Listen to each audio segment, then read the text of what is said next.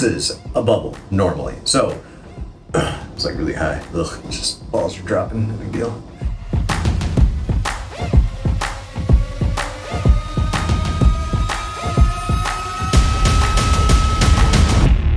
The housing bubble. Yes, we keep talking about it, so I want to talk about what are things that could cause a housing bubble. What is the definition of a bubble? So a bubble is something that is artificially blowing up and then it's going to pop. So when people say there's a housing bubble, what they mean is that right now the housing market is artificially inflated, the equity that we're gaining is not actually real, and it's all going to come crashing down. So let me explain to you why that is not the case. In order for there to be a bubble, or in order for there to be a housing crash, we have to talk about supply and demand. I know we've brought this up many, many times. If we need something and a lot of people want it, that is going to drive the price up. It is April as of right now when I'm filming this in 2022. And everybody wants a house, and there are not enough homes on the market to meet demand. I can tell you right now, I have over 50 pre-qualified buyers that cannot find homes, or that are actively making offers on homes and are just having a tough time getting them. So in order for there to be a bubble and have that bubble burst, we need to have a surplus of homes available for sale and not enough people that want to purchase those homes. That is not happening. And honestly, there is still nowhere near enough homes being built to keep up with demand for at least the next year, 2 years, maybe even longer than that. Builders are being very cautious right now. If you recall the crash that happened in 2007, homes were hot back then too. But builders decided to just build like crazy, and they actually built too many homes, and that on top of bad lending practices where people were just getting loans. So for example, you would have one person that would own 7 homes, all with adjustable rates, and then when the rates came due and the mortgage payment jumped up to 4, 5, 6 times the amount, they decided to say adios, and that drove the price down because now we have more homes available and not enough people to buy them, which is what causes home prices to drop.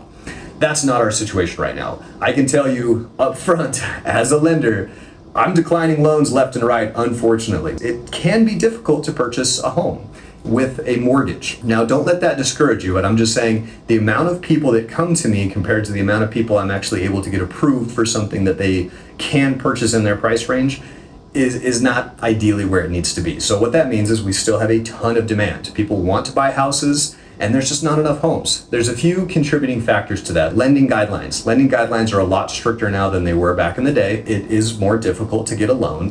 You have to verify assets and income. I have to make sure you have a job. We've got money coming in. So I'm going to verify all of those things. So we've got qualified buyers. Home is births. I mean, the world is bigger. We have more people on the planet now than we did 10 years ago. That's just a fact. And the amount of people that are coming of age into their 20s and 30s is at an all-time high as well. Those are people wanting to buy homes, and again, there's just not enough, and that's for a lot of different reasons. The supply chain issues, right? We have people having a hard time getting people to go in and build these things. We have manufacturing issues with the war that's going on in Russia and Ukraine. It's tough to get products over here. So there's a lot of contributing factors. But at the end of the day, what does it mean? It means that housing is strong, and it's going to remain strong until we see a shift in those items. So until we see people not wanting to purchase homes and there's more homes than there are to meet demand, sorry guys, we're not in a bubble. So let's talk about some fun bubbles now. This was a recommendation from my wife. She felt like I was making too many whiskey cocktails. So we're going to make a bubbly cocktail today with some Spanish cava. Some real quick knowledge on sparkling wine. There are 3 different types. You've probably heard of them. We have Prosecco, we have Cava, and we have Champagne. The main difference between these 3 are the regions where they are made. So Cava is made in Spain. I have lived there, I've visited there, and Cava is one of my favorites. So that's one of the reasons why we're using Cava today. It's also the only one I had in stock. The other one, so Prosecco is Italian. That's an Italian-based sparkling wine, and Champagne is a French-based sparkling wine. So there you go, a little bit of champagne knowledge and sparkling wine knowledge while we're at it. Today we're gonna make the Aperol Spritz. This is a great cocktail. It just combines 3 ingredients. We've got Aperol, which is kind of a bitter. This is a great drink that's gonna refresh you on a summer day, or it's also good if you're about to eat a very large meal. This will help settle your stomach so that you can enjoy lots of food. And then we're gonna top it with some grapefruit flavored sparkling water. I didn't have the grapefruit White Claw, otherwise you can use White Claw as well. Get a little extra alcohol in there. And we're gonna garnish it with a grapefruit. So let's get to it. Super easy. When you build it in a glass, you don't need anything special for this one. So we're just gonna get 2 ounces of this Aperol. If you've never had it, it's really good. It's available in pretty much any grocery store. I see it everywhere. And then a lot of Italian restaurants, I see carry it. So again, especially in Arizona coming up on these summer days, it gets hot. We're gonna pour that in the glass and then we're gonna top it with some ice. I'm gonna use my fun crushed ice, so. A few ice cubes in there, a few more. We'll do 1 more scoop. 1 more scoop of ice, get nice and cold. Then of course, we're gonna top with our champagne, or in this case, cava.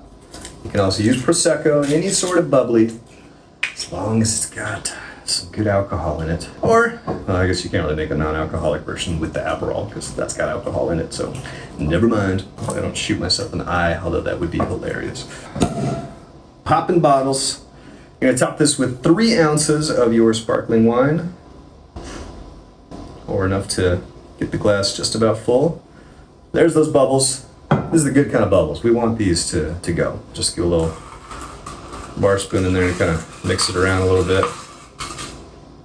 Let's get a little more in there. I need a little more champagne. Or cava, I keep saying champagne. Top with a couple more ounces of some sparkling grapefruit water. And then we're gonna garnish it with a grapefruit.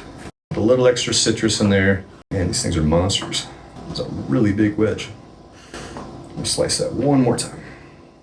Okay, and there we have it. A nice little grapefruit wedge right there. So there it is.